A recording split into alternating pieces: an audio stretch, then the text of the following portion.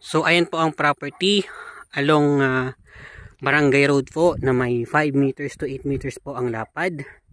And then po ito po ang property na may 30 meters by 220 meters po. Hanggang dun po sa may malaking, dun po sa may mahabang tubuhan na po na yun or talahiban po. Yun po ang kanyang boundary. Pahaba po yan, tapos 30 meters.